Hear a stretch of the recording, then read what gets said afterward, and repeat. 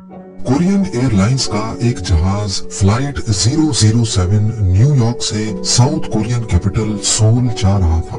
मौसम बिल्कुल साफ था और पायलट को किसी किस्म की भी दुश्वारी का सामना नहीं था। लेकिन इन सब चीजों के बावजूद भी ये जहाज क्रैश हुआ, और वो भी सिर्फ इस वजह से क्योंकि उसके पास वो चीज नहीं थी जो आज हम सब की पॉकेट में पड़ी रहती है। जी हाँ, हुआ कुछ यूं था कि सोल पे लैंड करने से पहले जहाज को अलास्का के शहर एंकोरेज भी जाना था। ये बात हो रही है 1983 की, जब अमेरिका और सोवियत के दरमियान कोल्ड वॉर चल रही थी।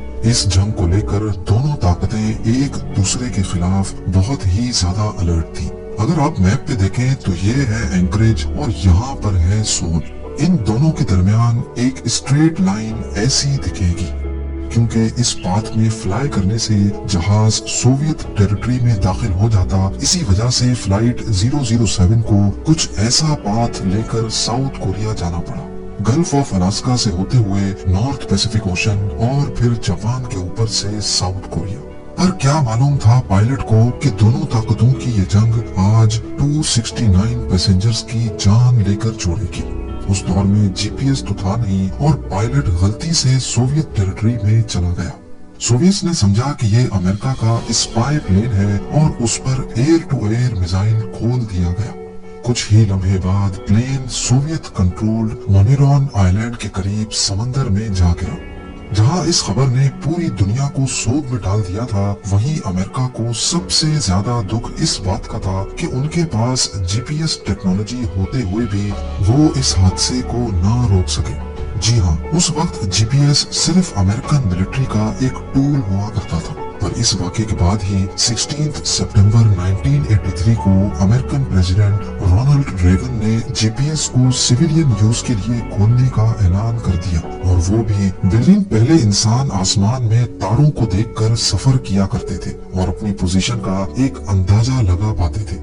और आज हम अपनी पोजीशन देखने के लिए तारों का तो नहीं, लेकिन आसमान में घूमने वाली सैटेलाइट्स का इस्तेमाल जरूर करते हैं। मोबाइल फोन्स, गाड़ियां, फ्लाइट नेविगेशन और हत्ता के अब तो पेट्स की लोकेशन ट्रैक करना भी इंतहाई आसान हो चुका है।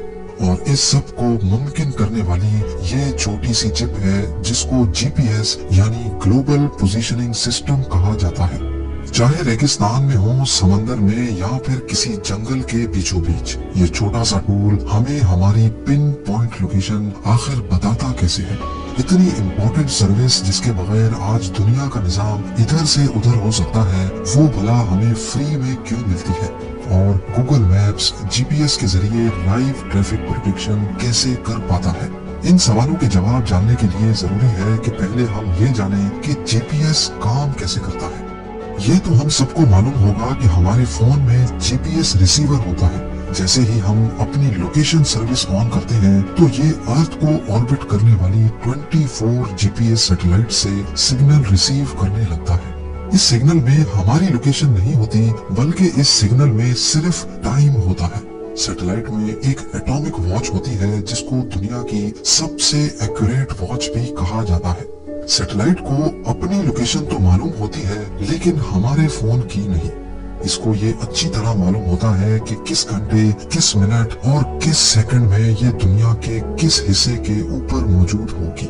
सैटेलाइट रेडियो सिग्नल के जरिए हमारे फोन में लगे जीपीएस रिसीवर को अपना टाइम बताती है और अपनी लोकेशन भी भेजती है। जिस वक्त ये रेडियो सिग्नल जनरेट होता है, उस वक्त सैटेलाइट की एटॉमिक वॉच पे जो भी टाइम होता है, ये सिर्फ वो बताती है। रेडियो सिग्नल लाइट की स्पीड से ट्रेवल करता हमारे फोन में आ पहुंचता है। लेकिन सवाल ये है कि सैटेलाइट का टाइम और उसकी लोकेशन मालूम पड़ जाने से हमें हमारी लोकेशन कैसे मालूम पड़ती है। फर्ज कर ले आप पेरिस के आईफल टावर के पास खड़े हैं और सैटेलाइट स्विट्जरलैंड के ऊपर है। बेशक लाइट की स्पीड बहुत फास्ट है, लेकिन इस इतने बड़े फासले को कवर करने के लिए सिग्नल को आप तक पहुंचने में थोड़ा सा टाइम तो बेशक लगेगा।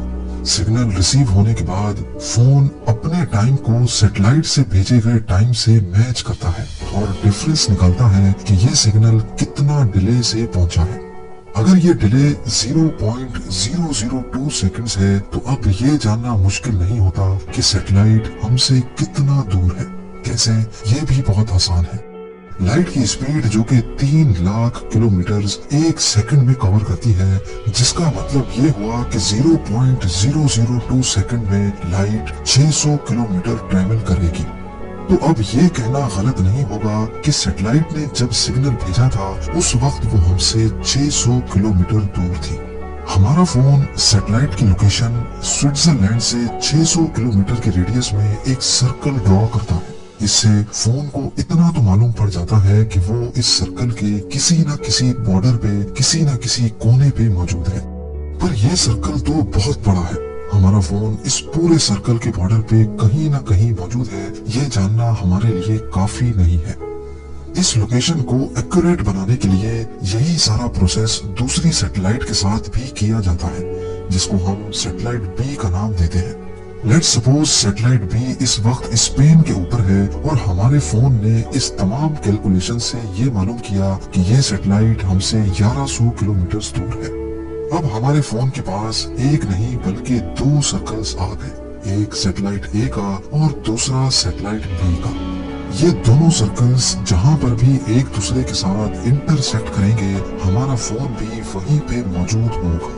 इस लोकेशन को अब मजीद पिन पॉइंट एक्यूरेट करने के लिए फोन को कम से कम 4 सैटेलाइट से सिग्नल रिसीव करने पड़ते हैं। जितने ज्यादा सर्कल्स बनते जाएंगे, हमारी लोकेशन भी उतनी ही ज्यादा एक्यूरेट होती जाएगी। इस सारे प्रोसेस में समझने की बात यह है कि लोकेशन सर्विस का सबसे बड़ा ताल्लुक टाइम से है।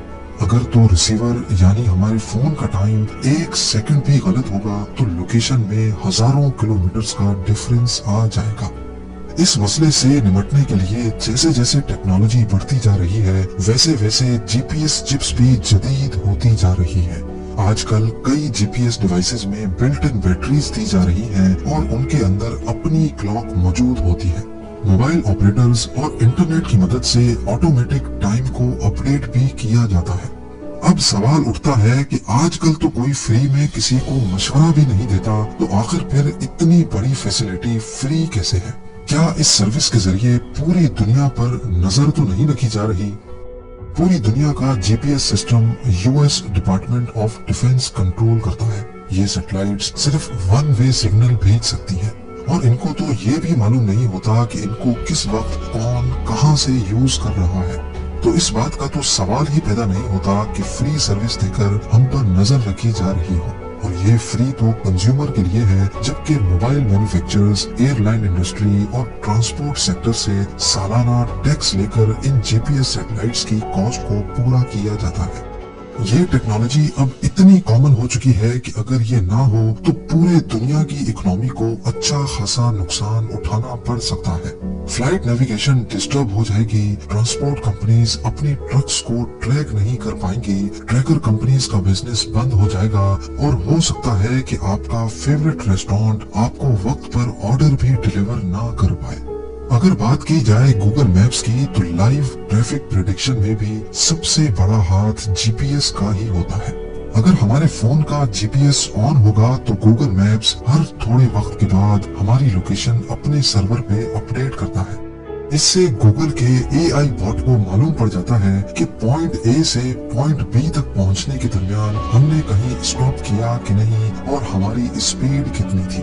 यही इंफॉर्मेशन गूगल उसी रोड पर मौजूद दूसरे मोबाइल यूजर से भी लेता है और फिर इन तमाम इंफॉर्मेशन की बेसिस पे प्रेडिक्शन की जाती है कि आया रोड पर एवरेज स्पीड क्या है, ये रोड दिन के कौन से टाइम पे ज्यादा जैम होता है और किस वक्त यहाँ आसानी से गुजरा जा सकता है। ये सारी इंफॉर्मेशन हजारों मोबाइल यूजर्स की लोकेशन लेने के बाद ही प्रेडिक्ट की जा सकती है।